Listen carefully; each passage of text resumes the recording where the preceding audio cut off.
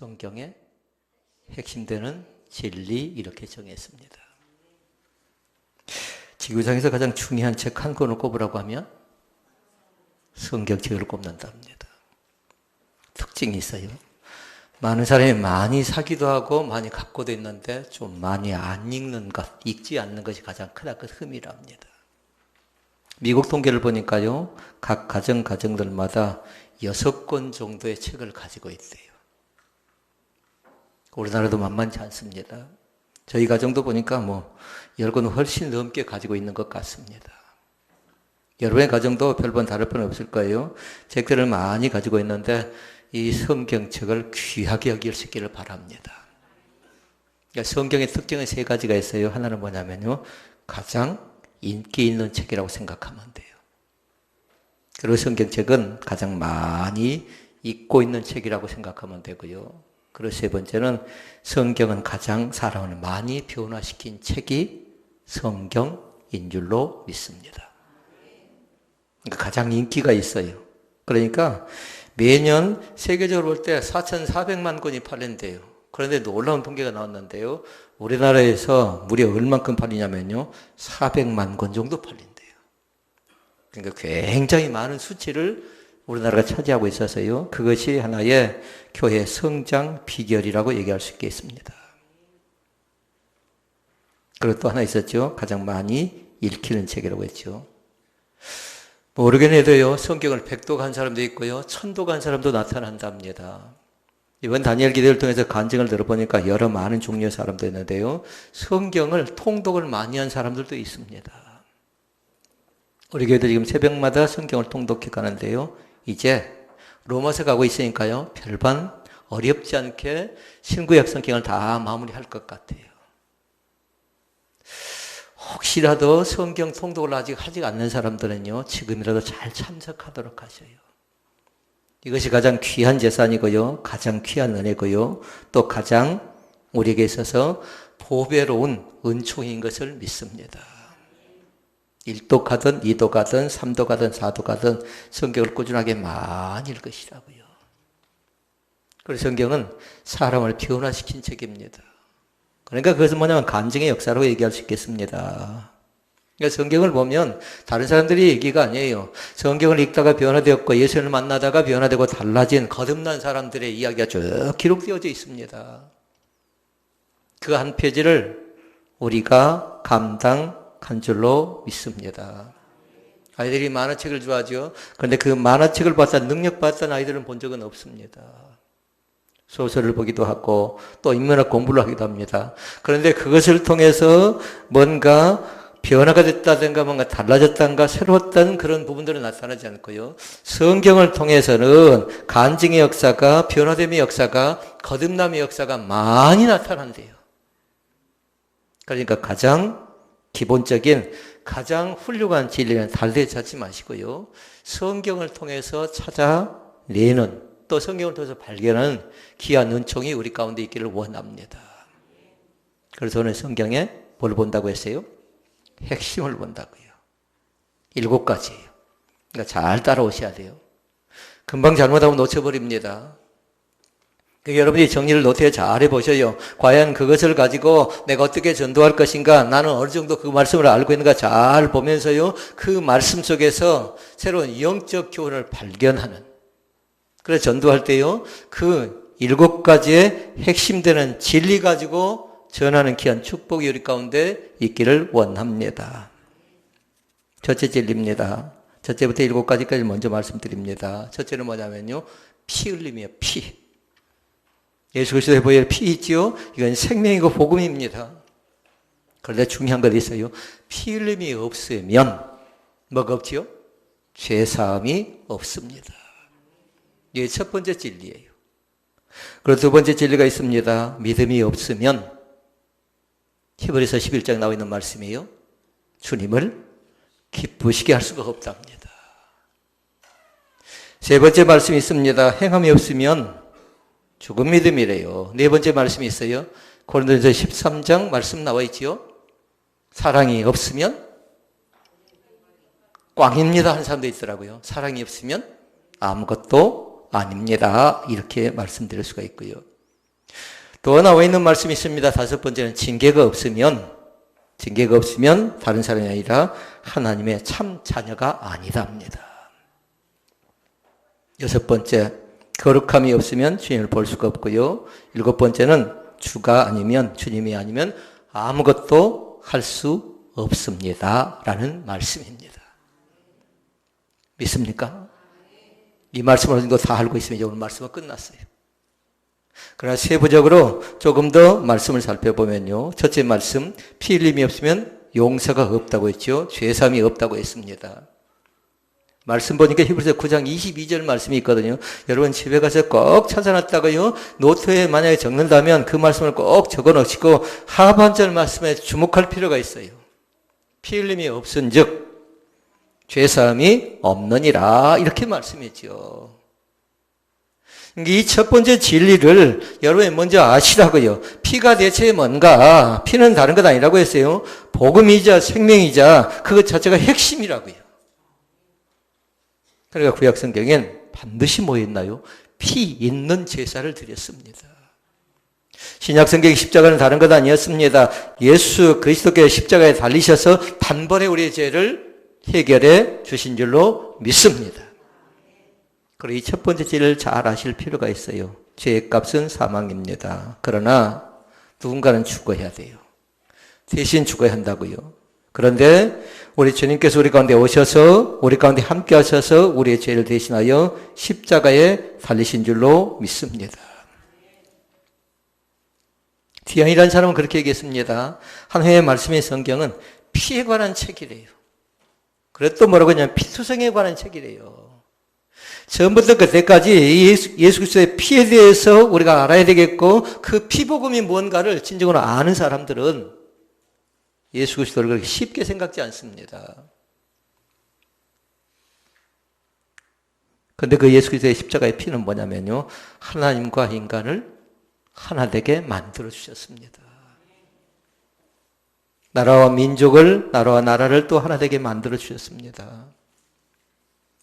그리고 예수님께서 그 피를 흘려주심으로 말미암아 막힌 담을 자기 육체로 다 찢어 놓으시고요. 우리를 영원한 기업으로 사용하는 도구로 우리를 써주신다는 사실을 믿을 수 있기를 바랍니다. 그러게 이게 첫 번째 진리예요. 피 흘림이 없으면 용서가 없습니다. 가로 열고 용서 뒤에 뭐 써놔야 되겠어요? 죄 사함이 없습니다. 히브리서 9장 22절에 기록된 말씀. 죄의 삭시 뭐라고요? 사망이라고요. 우리의 힘으로 어찌할 수 없어요. 그러나 주님께서 오셔서 이것이 우리 기독교 진리예요. 뭔가 신통해서 뭔가 맞춘다고 해서 뭔가 좀 잘한다고 쫓아가는 종교, 찾아가는 종교가 아니라 우리 가운데 연약하고 나약하고 부족한 저희 가운데 찾아오신 종교가 우리 기독교인 것을 믿습니다. 두 번째 말씀, 믿음이 없으면 주님을 기쁘시게 할 수가 없습니다. 히브리서 11장 6절 말씀. 이 말씀은 꼭 감송하도록 하세요.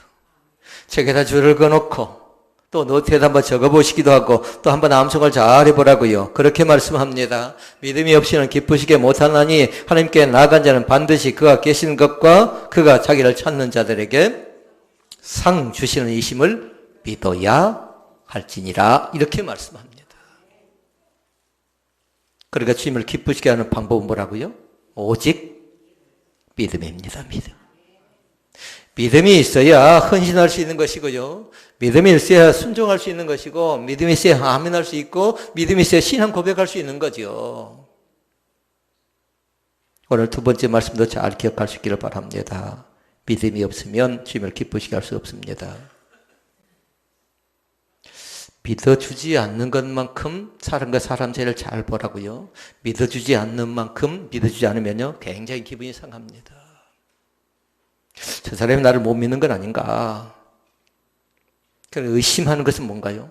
불쾌한 겁니다. 그런데 주님은 우리 가운데 의심하지 않습니다. 그러니까 여러분과 제가 기억해야 될 것이 있어요. 그건 뭐냐면요. 믿음엔 질문이 없다라는 겁니다. 그 말씀이 어디에 나오냐면 창세기 12장 말씀에 보면 나와 있어요. 아브라함이 하나님께 소명을 받습니다. 부르심을 받습니다. 너는 너의 본토 친척 아비 집을 떠나 내가 내게 지시할 땅으로 가라. 이렇게 말씀하죠. 여기서 핵심되는 건 뭐냐면요. 갈대아 우르를 떠나라는 거예요. 그건 뭔가요? 너의 본토 친척, 고향을 떠나라는 겁니다. 보통 사람 같으면 질문해야죠. 하나님 대체 뭔 말입니까? 내가 어디로 가야 된단 말입니까? 언제 간단 말입니까? 누구와 함께 가야 됩니까? 라고 물어야 되는 거죠. 그런데 히브리서 말씀해 보니까 아브라함이 그렇게 얘기합니다. 갈 바를 알지 못하고 떠났다. 이렇게 얘기합니다. 이것은 두 가지예요. 갈 바를 알지 못하고 떠났다는 건 뭐냐면요. 순종이라고 얘기할 수 있습니다. 그 또 하나는 뭘까요? 믿음입니다. 믿음. 믿는 구석이 있었으니까 하나님은 나를 힘들고 어려운 여건과 상황 가운데 처한다 할지라도 나를 지켜주고 도와주고 살핀다라는 그 믿음이 누구에게 있었어요? 아브라함에게 있었다는 사실입니다. 그러니까 그 자신이 질문하지 않았던 겁니다. 믿음이 없으면 하나님을 기쁘시게 할 수가 없습니다. 첫 번째 뭐라고요? 뭐 고개 숙인 사람들 나타나세요. 죄사, 용서를 생각하면 돼요. 두 번째 말씀 잘 기억하시라고요. 하나님을 절대적으로 믿는 것이 신앙이라고요. 어떤 일이 있어도 하나님 우리를 사랑하시고 인도하신다는 사실을 꼭 기억하시기를 바랍니다. 부모와 자녀 간의 관계도 마찬가지예요. 신뢰하기 때문에 따라주는 겁니다.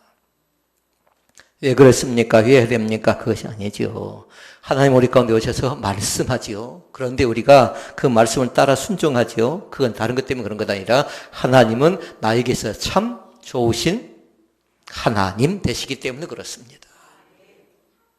셋째 말씀, 야고보서 말씀입니다. 행함이 없으면 죽은 믿음입니다. 2장 26절 말씀도 여러분 꼭 감성하실 수 있기를 바랍니다. 영혼 없는 몸이 죽은 것 같이 행함이 없는 믿음은 죽은 것이니라 이렇게 말씀합니다. 그러니까 기독교의 교리는 다른 것 아니에요. 로마서의 말씀이 다 나와 있어요. 하박국의 말씀이 다 나와 있어요. 오직 의인은 믿음으로 말미암아 살리라 이렇게 말씀했죠. 로마서의 핵심되는 교리거든요. 그런데 하나님께서 우리 가운데 말씀하시면서요, 그것만 가지고 안 된다라는 겁니다. 믿음은 구원을 받을 수 있는 거지만 우리에게서 더 중요한 것 있지요. 그 행함의 완성은 다른 것으로 하는 것 아니라 우리 자신에게 주어진 2장 26절 말씀, 행함이 없는 믿음은 죽은 믿음이다. 그래서 성경은 얘기하죠. 나더러 주여 주여 하는 자마다 다 천국에 들어갈 것이 아니요. 끝인가요? 다만 아버지의 뜻대로 행하리요. 입술로 주님 불었으면 그 다음에 뭐예요? 주님의 뜻이 무엇인가 봐서 그 뜻에 순종하고 그 뜻을 따라가는 겁니다. 오늘도 그 은혜의 축복이 우리 가운데 있기를 원합니다. 그 마음이 우리 가운데 나타날 수 있기를 바랍니다. 그러니까 믿음이 시작기로 가면 행함 자체는 뭘까요? 믿음을 완성시켜 주는 겁니다. 믿음 자체가 우리의 속이로 가면 행함은 뭘로 나타나는 거죠? 우리의 밖으로 나타나는 겁니다.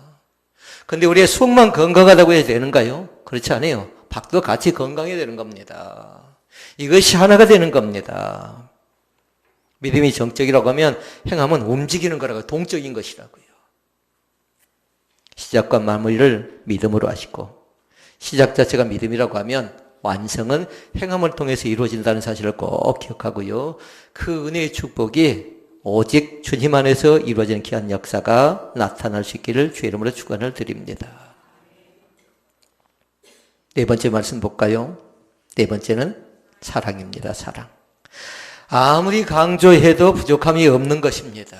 그러니까 여러분과 저는 로마서, 고린도후서, 고린도전서 13장 1절에서 기록된 말씀들이 있죠. 쭉 기억하다가 오늘은 2절 말씀이지만 13절 말씀까지 시간을 내세요. 암송하시라고요. 통째로 다 암송을 해보시라고요. 잘 모르겠으면 1절, 내가 사람의 방언과 천사의 말을 할지라도 사랑이 없으면 소리나는 구리와 울리는 꽹과리가 되고 내가 예언한 등에서 모든 비밀과 모든 지식을 알고 또 산을 옮길 만한 모든 믿음이 있을지라도 사랑이 없으면 내가 아무것도 아니오라고 말씀합니다. 13절.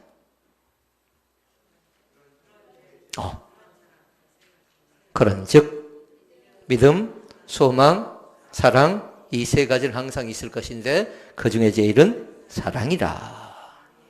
그러니까 넷째 말씀은 뭐라고요? 사랑이 없으면 아무것도 아닙니다. 셋째 말씀은 행함이 없으면 죽은 믿음입니다.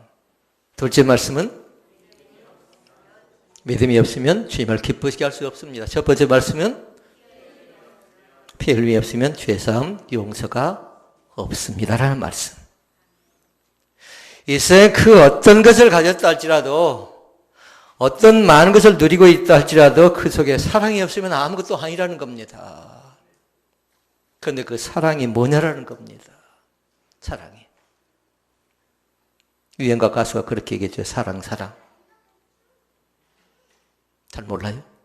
사랑에 관계된 노래들은 많지요. 남궁옥변의 사람이 그렇게 노래하대요. 사랑, 사랑. 누가 말했나? 우리 믿는 사람 어떻게 대답해야 된가요? 뭐 생각할 것 없어요? 요한 1서의 답이 나와 있어요. 하나님은 사랑이시라. 사랑을 누가 말했다고요? 세상적인 가사가 유행가 가사가 그렇게 얘기한다고 해서 그것이 그렇게 되어지는 것 아니고요. 성경에 분명히 말씀하고 있습니다. 사랑에 관계된 건 다른 것 아니라 하나님은 사랑이시라고 분명히 우리 가운데 말씀하고 있는 겁니다. 그 사랑대사 하나님은 우리의 장점을 아십니다. 그런데 우리가 장점만 있는 사람인가요? 우리에겐 단점도 많이 있는 사람입니다. 그것까지도 사랑하십니다. 우리의 과거도 하시고 우리의 현재도 하시고 우리의 미래도 하시는데 주님께서는 그것도 다 사랑해 주시는 그 하나님. 너무 과거에 매이지 마시라고요. 지난날의 아픔 때문에 지난날에 속상했던 것 때문에 지난날에 눈물을 흘렸던 것 때문에 매이지 마시고 온전히 사랑으로 해결받는 귀한 은혜가 우리 가운데 넘쳐날 수 있기를 주의 이름으로 축원을 드립니다. 그러니까 사랑이 없으면 아무것도 아니다라는 진리 앞에서 거절하지 않기를 원하고요. 그 말씀을 그대로 받아들이는 귀한 축복이 나타날 수 있기를 바랍니다. 다섯째, 징계하면 항상 생각할 거 있어요. 사생자를 생각하라고요. 그런데 더 중요한 거 있어요. 징계가 없으면 참 자녀가 아니래요. 왜 고난이 있는가? 왜 고통이 있는가? 왜 근심이 있는가? 왜 염려가 있는가? 그건 뭐 때문에 그래요? 하나님의 자녀들에겐 그 고난, 그 연단, 그 시련을 허락한다라는 사실입니다. 그러니까 살다 보면 우리는 징계를 당할 때가 있습니다. 고난을 당할 때가 있습니다. 어려움을 겪을 때가 있습니다. 히브리서 12장 7절에서 8절 말씀에 그렇게 얘기합니다. 같이 읽어볼까요? 너희가 참음은 징계를 받기 위함이라 하나님의 아들과 같이 너희를 대우하시나니 어찌 아비가 징계하지 않는 아들이 있으리요. 징계는 다 받는 것이오늘 너희에게 없으면 사생자이며 참 아들이 아니니라. 이렇게 말씀합니다. 아멘. 그러니까 징계가 없으면 사생자라고요. 참 자녀가 아닙니다. 하나님의 자녀이기 때문에 징계가 있다라는 겁니다. 그건 증명이에요. 증거되는 거예요. 그렇잖아요. 우리 어떤 사람이에요? 버린 자식이라고요. 선택받지 못한 사람이 될 수 있다고요. 오늘도 만약에 고난을 당하고 오늘도 시련을 겪고 연단을 겪는다고 하면요. 그 징계를 통해서 그 징계는 사랑이다라고 생각하면 돼요. 부모가 자녀를 초달합니다. 매를 듭니다. 그건 다른 것 때문에 그런 것 아니라 그 징계를 통해서 자녀가 바르게 가라고 인도하신 하나의 표시인 것을 믿습니다. 성경에 나타난 징계를 보니까요. 네 가지로 나타납니다. 하나는 뭐냐면요. 질병을 줄 때가 있어요. 히스기야가 그런 케이스입니다. 그리고 사도 바울이 바로 그런 케이스라고 얘기할 수 있겠습니다. 만약에 지금 질병 가운데 빠져 있는 사람들이 있으면요. 하나님께서 나에게 어떻게 징계하는가. 그런데 그 징계 자체를 여러분 그렇게 기억해야 돼요. 뭘로 기억하라고요? 하나님은 사랑이라고 했는데 징계는 곧 내가 버린 자식이 아니라 참 하나님의 사람이라는 걸, 자녀라는 사실을 증명하는 표징이라고 여러분 믿으시라고요. 왜 하필은 나에게, 왜 하필 우리 가정에, 내 남편에게, 내 아내에게, 내 자녀에게 이런 일이 일어납니까? 라고 얘기할 수 있겠습니다. 그러나 욥기에 보니까 분명히 그렇게 얘기합니다. 나의 가는 길을 오직 그가 아시나니. 나의 형편을 아신답니다. 나의 상황을 아신답니다. 그러면서 그렇게 말씀합니다. 그가 나를 단련하신 후에는 나를 정금같이 나오게 하리라고 말씀해 주십니다. 아멘. 나의 가는 길을 누가 아신다고요? 그분만 아십니다. 또 징계를 통해서 우리 가운데 주시는 것이 있습니다. 우리에게 모든 사람에게 주신 것 하나 있는데요. 가뭄이라는, 비가 오지 않는 그런 것도 있고요. 자연재해도 나타날 수 있고요. 또 하나는 전쟁도 징계로 나타나고요. 때로는 고통도 우리에게 징계로 나타날 수 있습니다. 그러나 기억할 것, 징계가 없으면 사생제가 되고요. 징계는 꼭 필요한 것입니다. 징계를 통해서 참 하나님의 사람인 것을 믿을 수 있기를 주의 이름으로 축원을 드립니다. 여기까지 오셨나요? 잘 따라오셨나요? 잘 모르는 사람 적어놔야 되고 자신 있는 사람 안 적어도 괜찮아요. 그러나 꼭 확인해 보시라고요.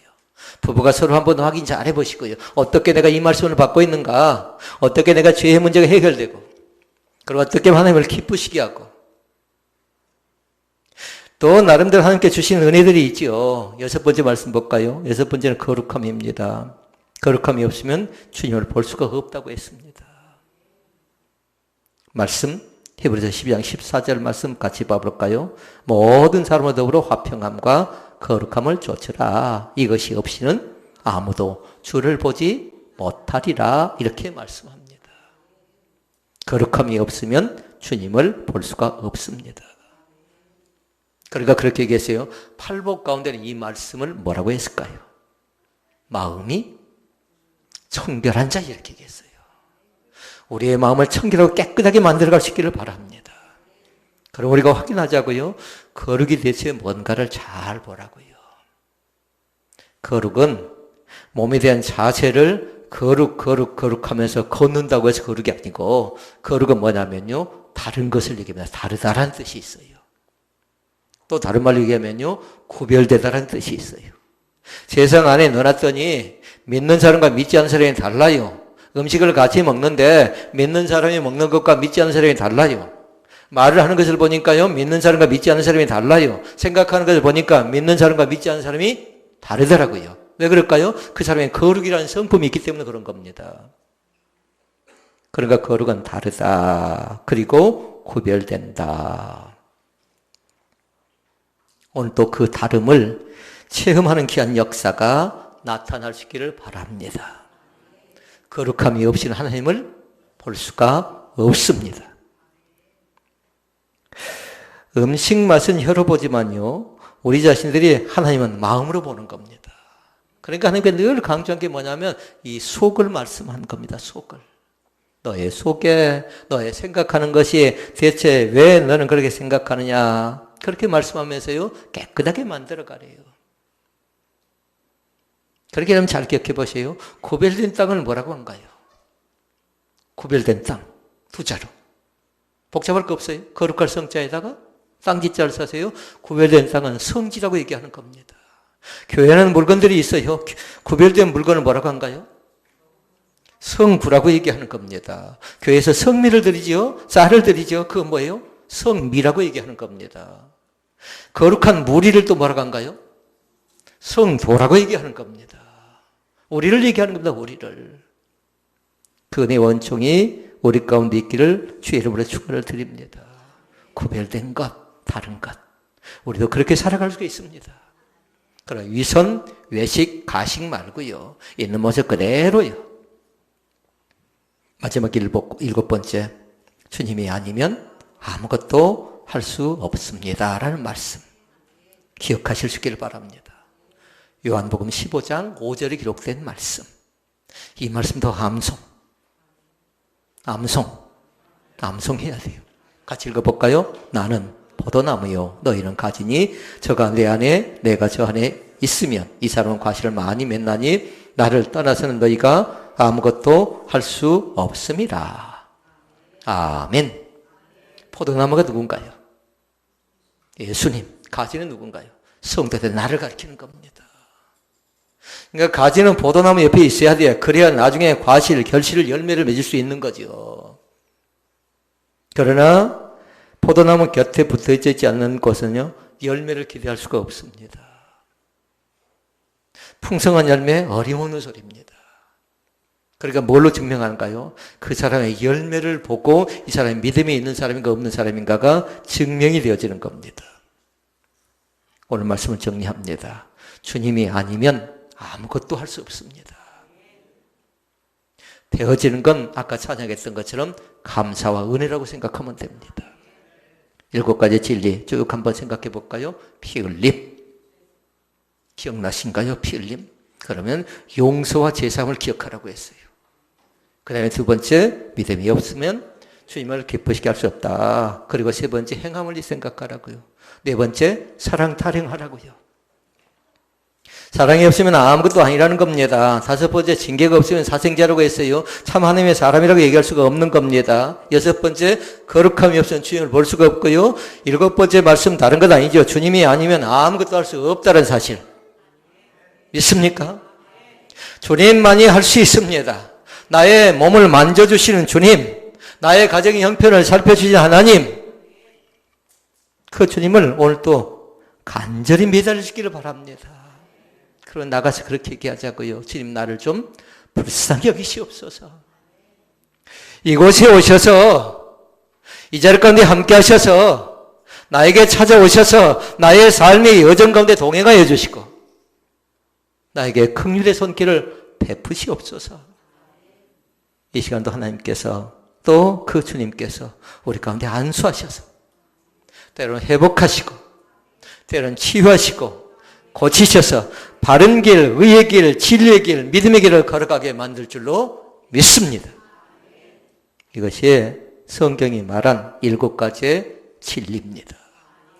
이것은 작년에도 그랬고요, 올해도 그러고요, 내년도 그러고 변함이 없습니다. 그 사실을 체험하는 귀한 은혜의 역사가 우리 가운데 있기를 주의 이름으로 축복을 드립니다. 기도하시겠습니다. 아버지